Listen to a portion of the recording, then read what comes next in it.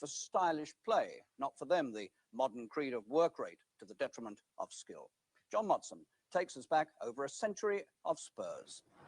The approach to any football ground evokes a gut feeling which is as easy to recognise as it is hard to describe. Each and every club has its own special character and identity, and some of the great ones have the most humble origins. It was underneath this lamppost in the Tottenham High Road, just 100 yards or so from where the ground stands today, that in September 1882, a group of young members of the Hotspur Cricket Club met to form a football section. What's in a name, you might ask? Well, in this case, quite a lot. The boys' imagination had been captured by the legendary deeds of one Harry Hotspur, immortalised in Shakespeare, but in real life, Sir Henry Percy, a member of the wealthy Northumberland family who at that time owned large parts of North London.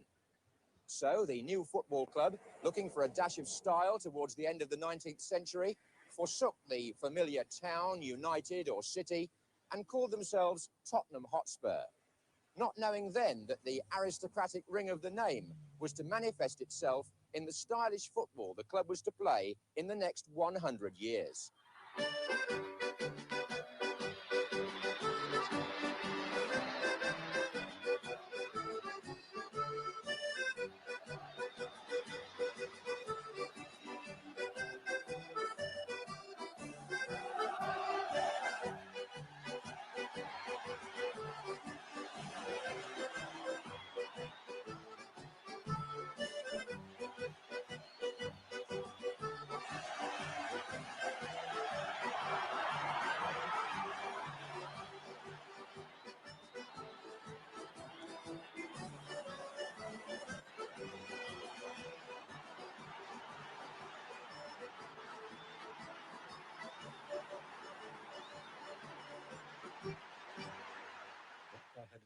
A group of very good players.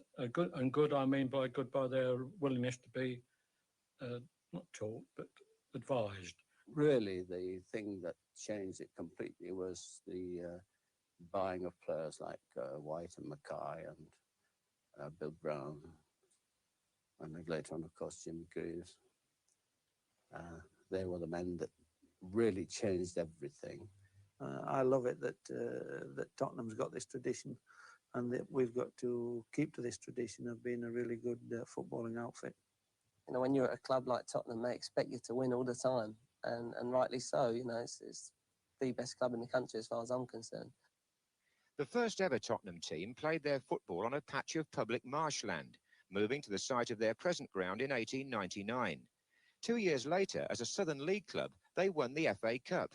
Spurs drew 2-2 with Sheffield United at Crystal Palace, Scotsman Sandy Brown scoring both Tottenham's goals. He got another in the replay at Bolton, where Spurs won 3-1, starting a habit of winning a trophy when there was a 1 at the end of the year. This priceless copy of the Tottenham programme marked their opening Football League match, played in September 1908. Wolves were the opposition, Spurs won 3-0, and their first goal in league football was scored by the illustrious Vivian Woodward, a director of the club as well as a brilliant amateur player. Wolves were the opposition again on Tottenham's next day of celebration. The venue for the FA Cup final of 1921 was Stamford Bridge, and the only goal of the match was scored for Spurs by their 20-year-old outside left, Jimmy Dimmock.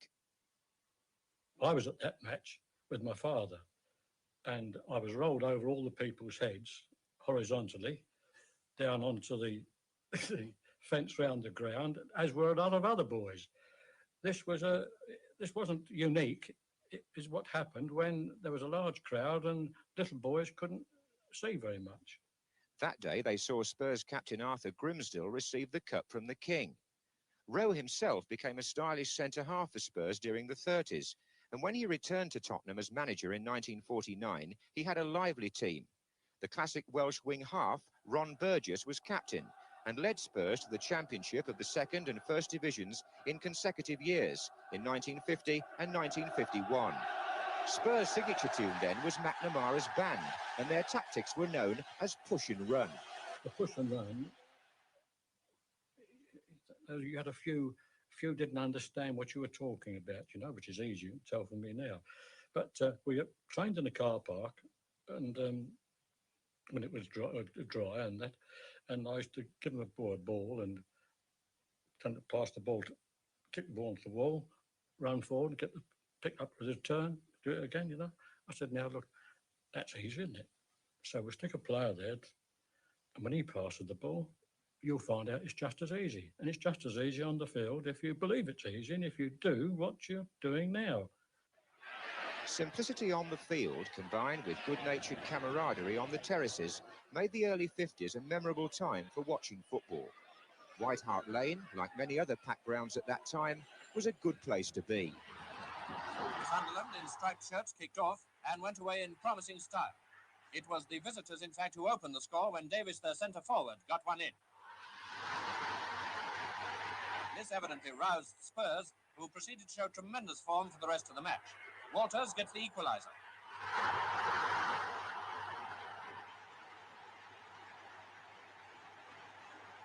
From now on, nothing can stop them. Before half-time, the Spurs take the lead through Bennett.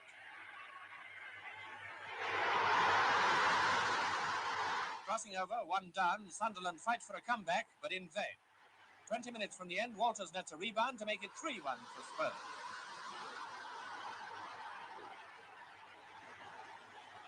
Presently, they get a fourth, this time by Medley.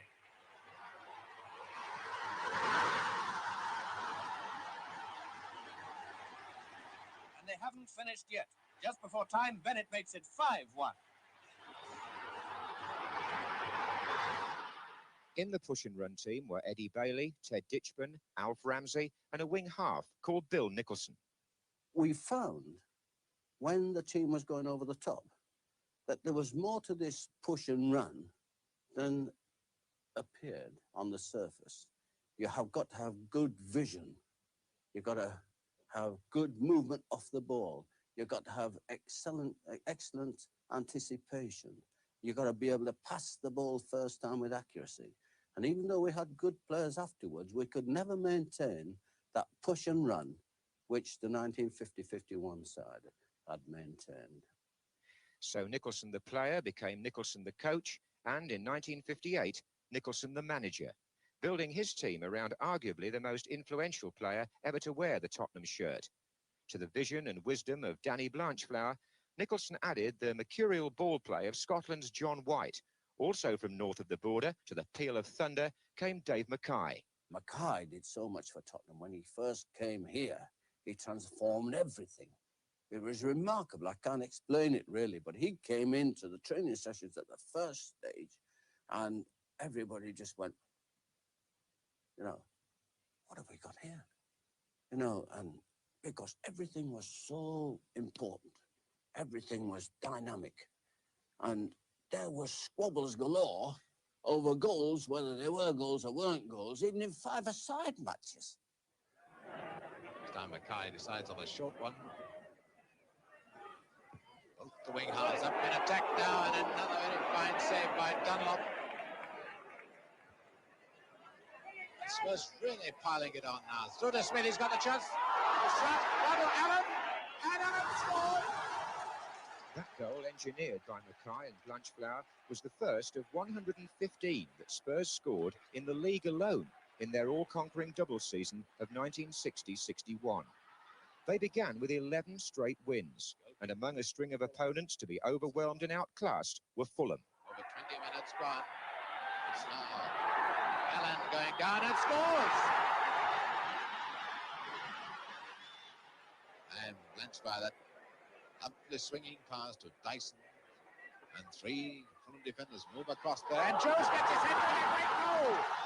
Cliff Jones excelled as Spurs won the championship in a canter. Now they marched on to Wembley and the FA Cup final.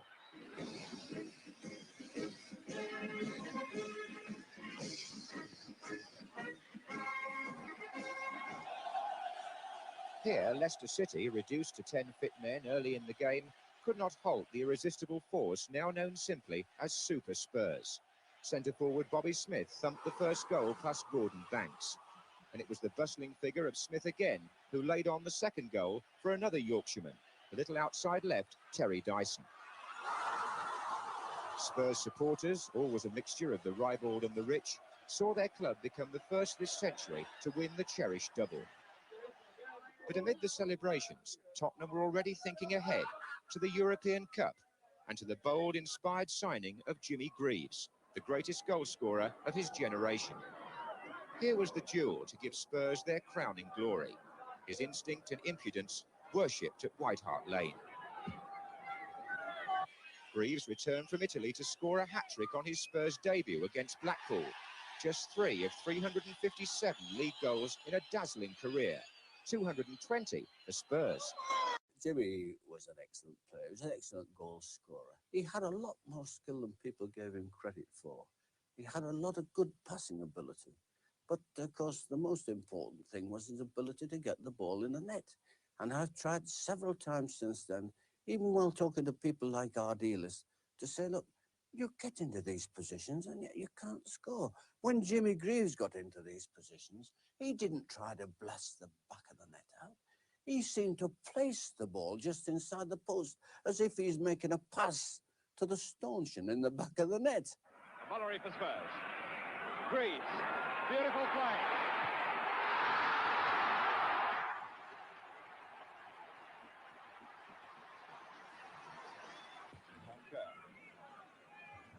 Robbed by Perriman, and Greaves has got the whole field. He's got the whole field to himself. He'll have to beat the defender. He's got the goalkeeper now.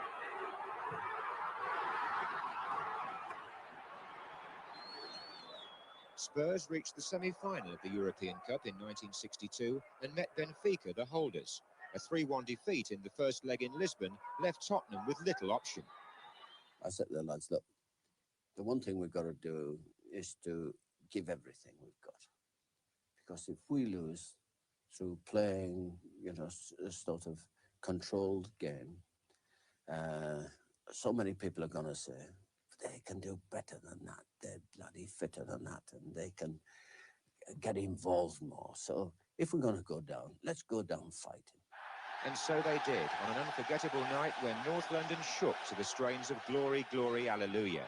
Even when Benfica scored first to go 4-1 ahead in the tie, Tottenham stormed back with a typical goal by Smith. But Blanchflower's penalty left them 1 goal short of survival. Particularly were we disappointed because we would have had a crack at Real Madrid in the final, and I felt that we could have beat Real Madrid in that final. Instead, Spurs reached the FA Cup final at Wembley for the 2nd year running. This time their opponents were Burnley, and the man who made it his business to score in his first match of any type, number 10 Jimmy Greaves, took just 3 minutes to pierce their defence.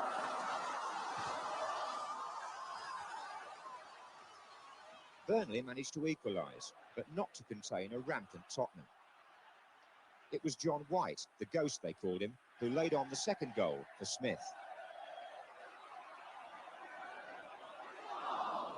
And later, Blanchflower stroked in a penalty to keep Spurs' hold on the cup. It was a passport back into Europe, into the Cup Winners' Cup this time. There were more dramatic floodlight matches in London N17, but nothing as satisfying for Spurs as the final in Rotterdam in May 1963. This became known as Dyson's match. His extraordinary goal put Spurs 3-1 in front just when Atletico Madrid had fought their way back. And in the absence of the injured Mackay, Dyson drove Spurs to a 5-1 victory. This is Dyson. Smith moving up on the right wing. He's cutting in. He's calling for the ball. But Dyson's got another. He's got another with 3 minutes to go. But Spurs' greatest team lasted only 3 years. The trophies they carried exultantly down the Tottenham high road were won by a side dependent on 3 exceptional players. And within a year, Nicholson lost them all. Danny Blanchflower, 38 and plagued by knee trouble. Dave Mackay, who twice broke a leg. And most tragic of all, John White, struck dead by lightning while he sheltered under a tree on a golf course. Mackay recovered to captain Spurs to the FA Cup in 1967. The team now included Jennings, England and Gilzean. But it was a 15-year-old schoolboy in the crowd about to sign apprentice forms who would be the next Tottenham captain to receive the FA Cup. I joined in the summer of '67, I think it was. And I'd been at the club for about 3 or 4 days when I was asked to take part in a television programme, kids programme, explaining the life of an apprentice professional. And I'd only been at it 3 or 4 days. And the opening shot was me surrounded by Gilly Greaves, Dave Mackay, Mike England, Pat Jennings, Sean Knowles. And it was an unbelievable experience, and something I couldn't quite live down, because there was other apprentices who had been there for 2 or 3 years, and they deserved to be on the programme, but I was put up, obviously, because I'd just left school and I'd played for England schoolboys. Spurs reached 4 cup finals in Perryman's first 4 years as a regular. The UEFA Cup was clinched against Wolves in 1972 by the powerful Martin Chivers. But this and 2 League Cups still left Nicholson the perfectionist short of the swaggering standards he'd set. He resigned in 1974, and Terry Neal had 2 years as Spurs manager. But it was Keith Birkinshaw who had to shoulder the burden of relegation in 1977 after selling Pat Jennings. But the new manager was made of strong stuff. Promotion after just 1 year was celebrated by Spurs on Southampton's ground, but it was consolidated in Buenos Aires. There, Birkinshaw clinched the signing of Ricky Villa and Argentina's midfield player Osvaldo Ardiles, players in keeping with the purest tradition of Tottenham Hotspur. 3 minutes to go. Villa for Spurs. No score in the match so far. Number 7, Ardiles. It's there! The Argentinian has done it! The first thing I liked them as footballers, and our dealers at the time, of course, had been on television a lot, and it excited everybody's imagination in England. And just to have the chance to go out there and talk to him, whether I got him or not, was a thrill in itself. But to pull off the deal where I got both of them back in England, well, really, I couldn't believe my luck at the time. And Spurs' own finest modern product was now approaching his prime. There's Huddle! Oh, that's a brilliant goal! The signing in 1980 of Steve Archibald and Garth Crooks gave Spurs the thrust they'd lacked since the days of Greaves and Gilzean. With these two responding to Hoddle's prompting, Spurs were on their way to Wembley. Crooks has gone through here. Oh, he's outpaced them. Crooks is there. Oh, yes!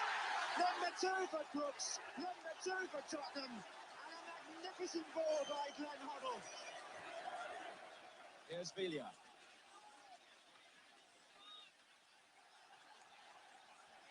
Villa's shot! That semi-final victory over Wolves, opponents who seem to have punctuated Tottenham's history, took Spurs into the 100th FA Cup final.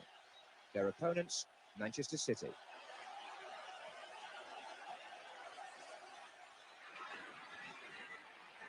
There's Ransom. Oh, and a flying header and a brilliant goal. Tommy Hutchison on the ground. And that was Hoddle. Oh, Hutchison, it's in!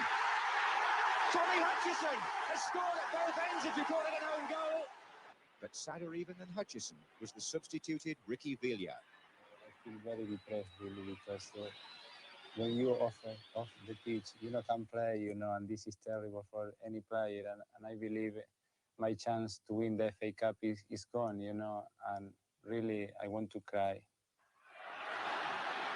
Brilliant. It is Archibald has got a chance. Good save, Ricky Villa. Ricky Villa scored. Ransom with the kick. Miller, Reeves underneath it. And now Hutchison to McKenzie. Oh, tremendous goal. Steve McKenzie. On by Reeves to Bennett. Paul Miller trying to trick Bennett. Down goes Bennett. Penalty. Penalty.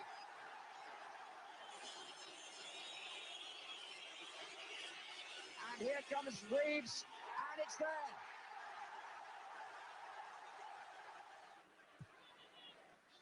Hoddle. Oh, the chance here for Archibald. Crooks.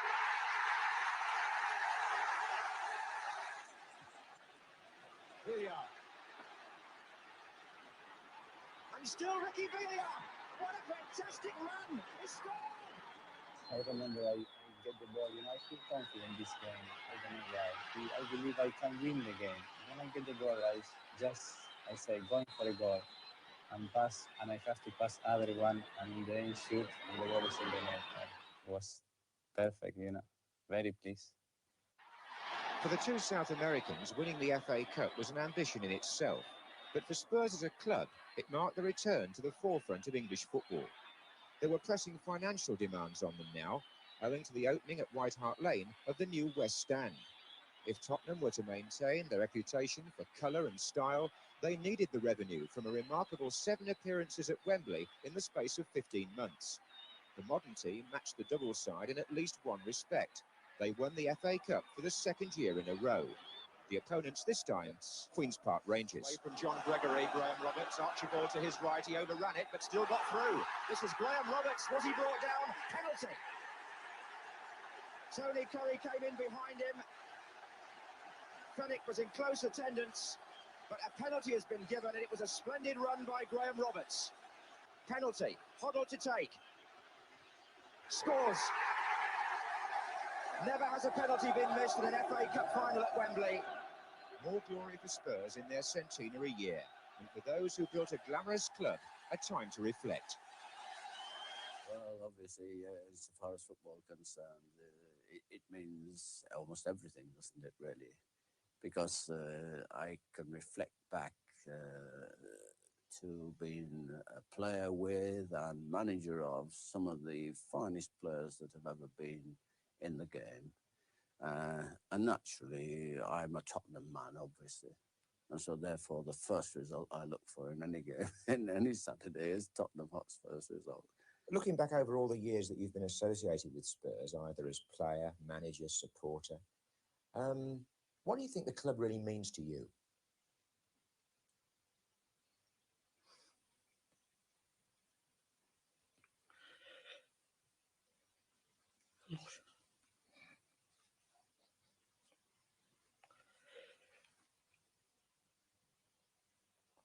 I like them. They're a great club. And to be associated with them was nice.